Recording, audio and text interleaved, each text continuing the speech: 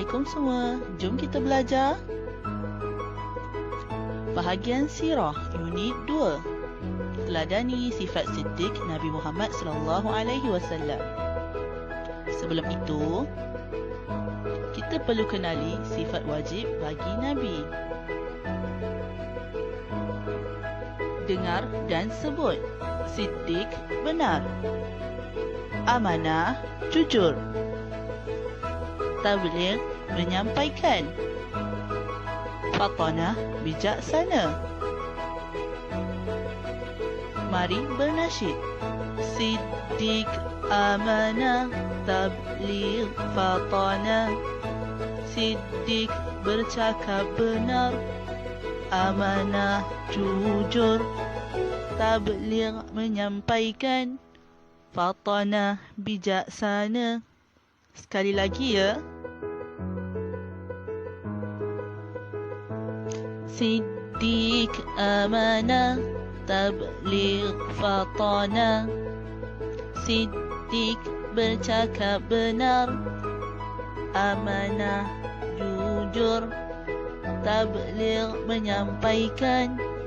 Fatanah, bijaksana.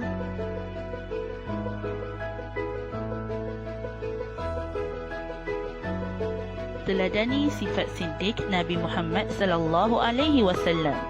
Siddiq bermaksud bercakap benar. Ada sebuah kisah di salah satu jalan yang sunyi di Mekah, seorang pembesar Quraisy menahan Abu Jahal.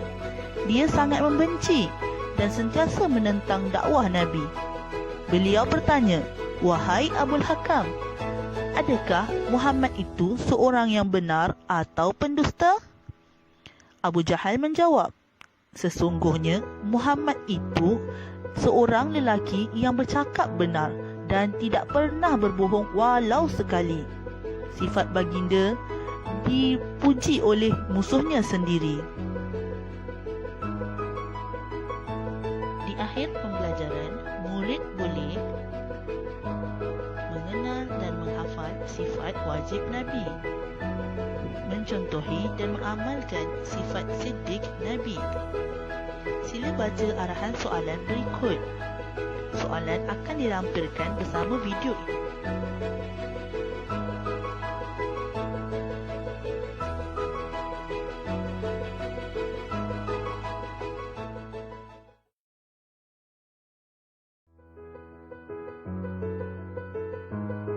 Assalamualaikum semua. Jom kita belajar.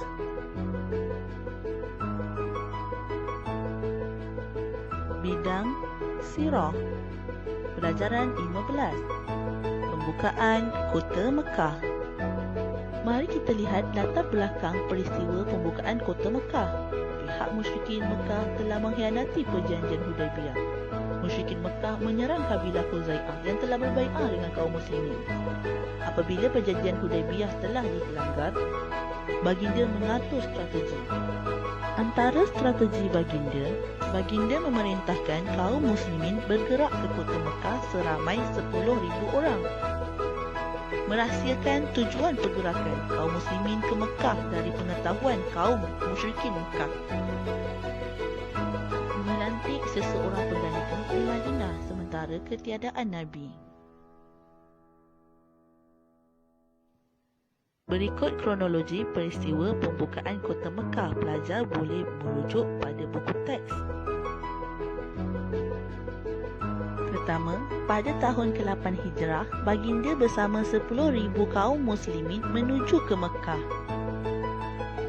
2. Tiba di Damaru Zahran, baginda memerintahkan kaum muslimin memasang khemah dan menyalakan obor sebanyak mungkin.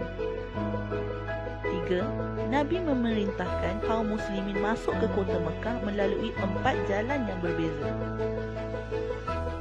Kumpulan yang diketuai oleh Khalid bin Walid diserang, tetapi akhirnya berjaya masuk ke kota Mekah.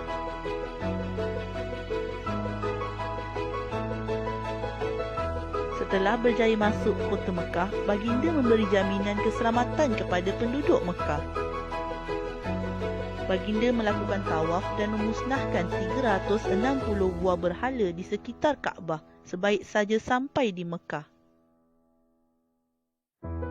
Di akhir pembelajaran, murid boleh mengetahui latar belakang atau faktor peristiwa pembukaan Kota Mekah.